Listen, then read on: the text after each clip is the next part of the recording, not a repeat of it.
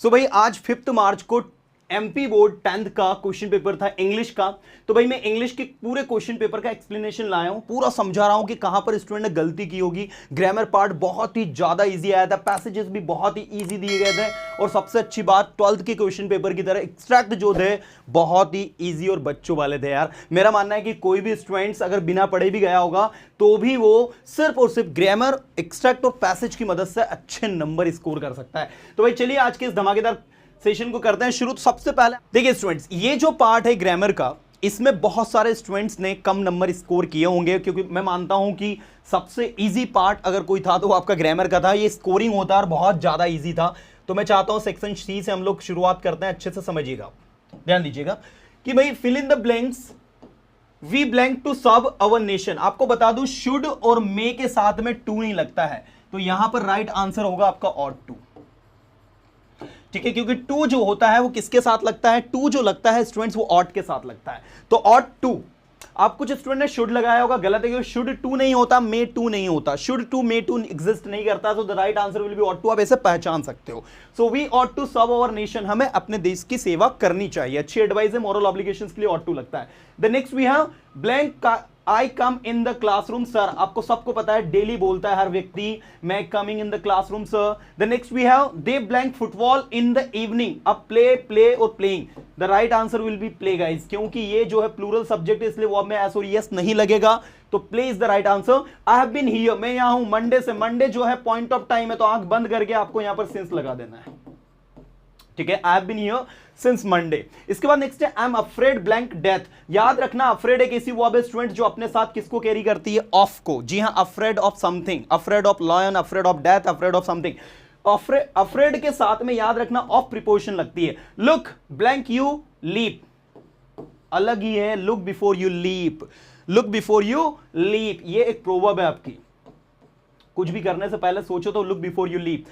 He has blank 1 rupee note, आंख बंद करके आप लगा सकते हैं। यहां पर नोट लिखा है, मतलब बात नोट की कर रहे हैं, इसलिए आपको लगाना होगा ए। ये बहुत सारे स्टूडेंट्स को लगता है कि भाई 1 है तो कुछ नहीं आएगा आर्टिकल में, जिन्हें स्टूडेंट ए आएगा, और एन तो आएगा ही नहीं, क्योंकि साउंड किसका दे रहा है, व का। ये देखो 1 को जब आप लिखते हो तो व का साउंड आता है, इसलिए A is the right answer. The next we have do as directed में आपको यहां पर दिया है they did their work. Make negative, भाई नेगेटिव करना था। देखिए do us directed any 5, they did their work, इसको नेगेटिव करना है। भाई नेगेटिव करना है तो आप देखो यहां पर पहले से did लिखा है, कुछ नहीं करना था आपको।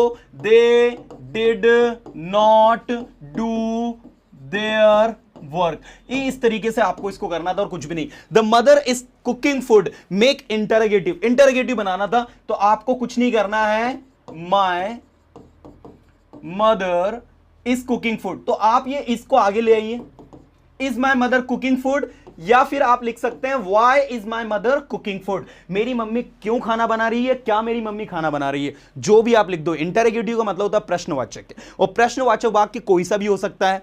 Is my mother cooking food भी हो सकता है, why is my mother cooking food भी हो सकता है, how is my mother cooking food भी हो सकता है। तो जो आपको अपने अकॉर्डिंग कन्वीनियंट लगे you can make it guys, there is no problem.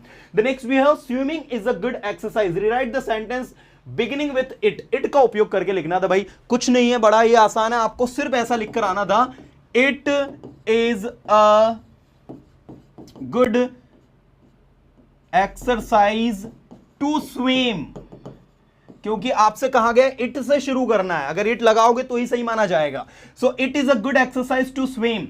जब भी कोई वर्ब जो है नाउन के तौर पर, जिरंड के तौर पर सेंटेंस के बिगिनिंग में आ जाती है, तो आपके पास एक और ऑप्शन होता है कि आप उसको इट से बना सकते हो। जैसे मैंने कहा helping others is a good habit, दूसरों की मदद करना अच्छी आदत है, तो आप ये भी कह सकते हो it is good habit to help others.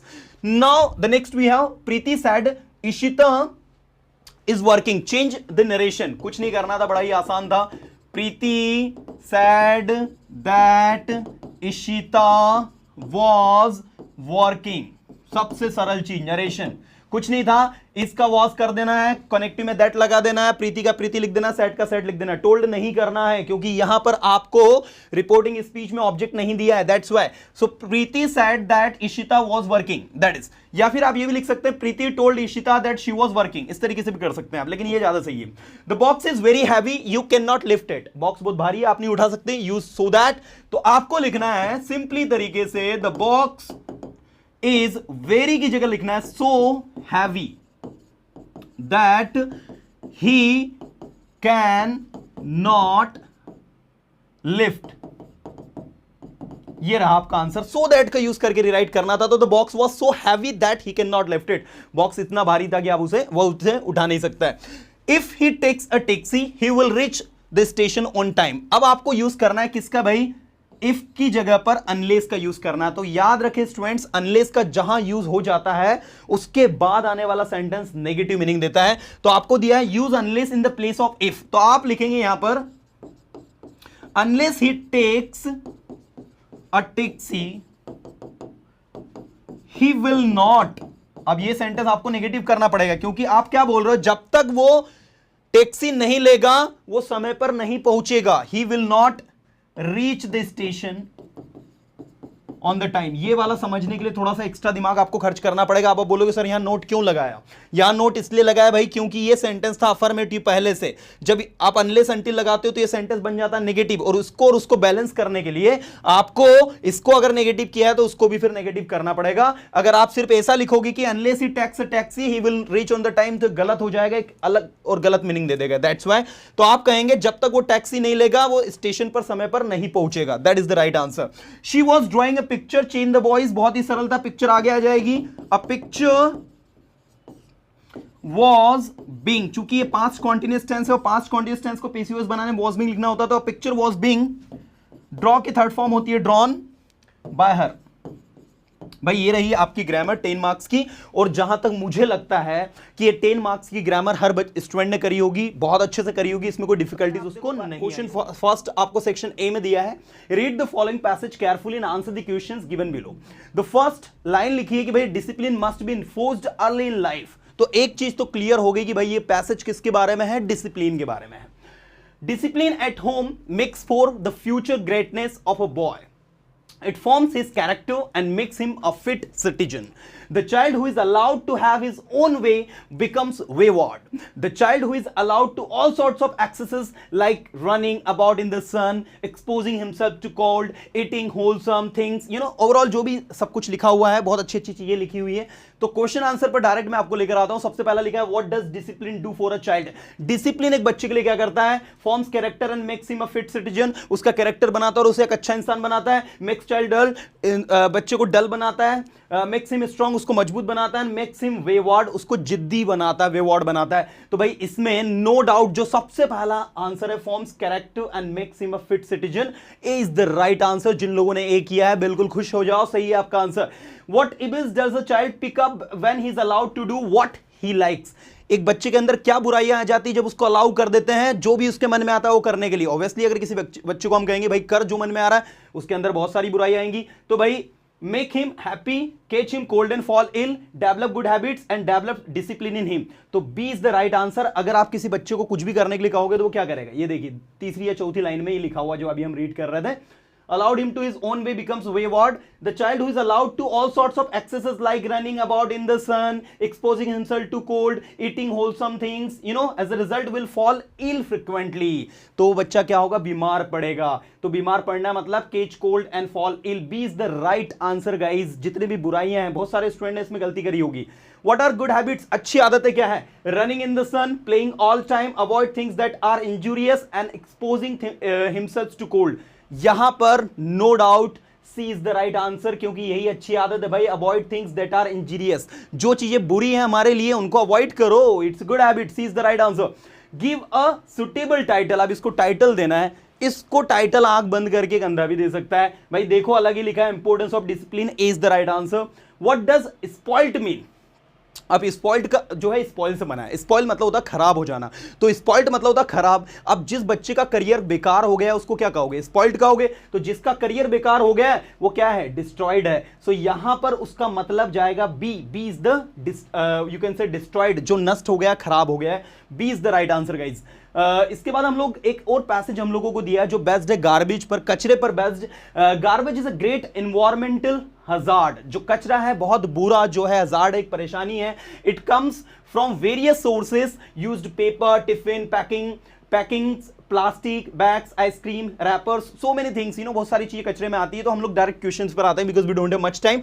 The main source of the garbage in the present condition are, भाई मेन सोर्स क्या है? तो ये आपके सामने है, household things, clothes and other materials, water and liquid and cotton and cloth। तो भाई इसमें ये जो है household things, ये सबसे बड़ा कचरे का सोर्स है। घर में जितनी भी चीजें यूज होती है वो सबसे ज्यादा कचरा करती है। तो household things is the right answer. यहां पर ये क्वेश्चन का आंसर एक्चुअल में यहां पर दिया नहीं है, लेकिन आपको उसके आंसर में ये सारी चीजें दी है, plastic bags, ice cream rappers, bottle caps, fallen leaves, you know, इसके बाद में यूज्ड पेपर। तो ये सारी चीजें हाउसहोल्ड चीजों में आती है, इसलिए जो राइट आंसर होगा आपका हाउसहोल्ड थिंग्स होगा।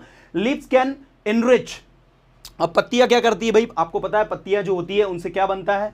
फर्टिलिटी बढ़ती है किसकी? सॉइल की, मिट्टी की, है ना। तो the right answer will be B. इसके बाद है the noun form of the word recycled. भाई रिसाइकल्ड, यू नो, ये पास्ट पार्टिसिपल है रिसाइकल का। इसकी noun form none other than recycling, you know, this is the right form guys. Recycling is the noun form. To recycle तो गलत है, होगा ही नहीं कभी। रिसाइकलिंगली इट्स एडवर्ब, और रिसाइकल जो है आपकी वर्ब है। तो the right answer will be B is the right answer, क्योंकि आपसे पूछी है नाउन फॉर्म, इसलिए recycling is the right answer. Give the meaning of the word nearest. भाई नियरेस्ट की सबसे नियरेस्ट आप देखेंगे ईएसटी लास्ट में लगा है। अब जब ईएसटी लास्ट में लगा तो आप समझ जाइए कि कौन सा है ये है सुपरलेटिव डिग्री। तो भाई आंसर आपका क्या होगा? Close it, A is the right answer. इसके बाद garbage can be reused by. Garbage को हम कैसे यूज कर सकते हैं? ऑब्वियसली रिसाइकलिंग करके, जितना भी कचरा उसको रिसाइकलिंग करो और आप उसको यूज कर लो। तो इस तरीके से हो गया हमारा।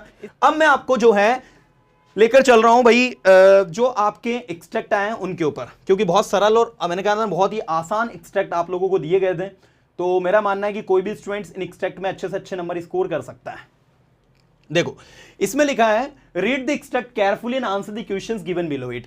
Wanda Petronski, most of the children in the Roman 13 didn't have names like that. They had names easy to say। मतलब 13 में ऐसे 13 सेंचुरी में ऐसे जनरली ऐसे बच्चों के नाम होते नहीं थे जैसे उनके नाम थे। They had names easy to say like Thomas, Smith और Allen.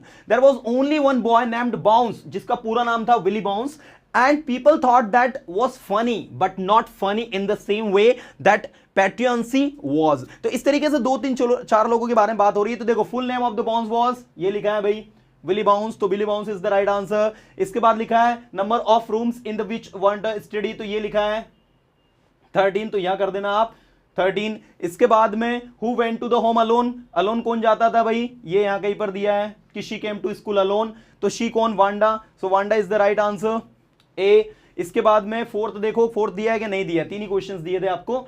चलिए इसके बाद में नेक्स्ट आपको दिया है what is the boy now who has lost his ball. तो द बॉल करके जो चैप्टर है उससे ये लिया गया था एक्सट्रैक्ट, जिसमें एक बच्चे की बॉल खो जाती है और वो बच्चा दुखी है।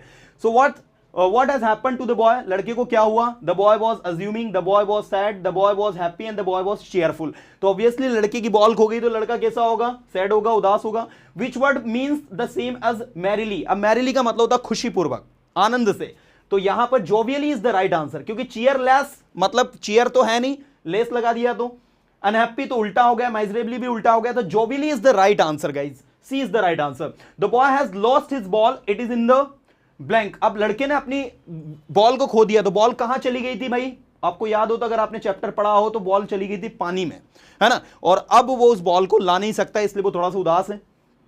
तो बहुत प्यारा चैप्टर है जिससे बहुत अच्छी सीख हमको मिलती है कि जीवन में जब कोई चीज खो जाती है तो उसे फेस करने की हमें पावर होनी चाहिए।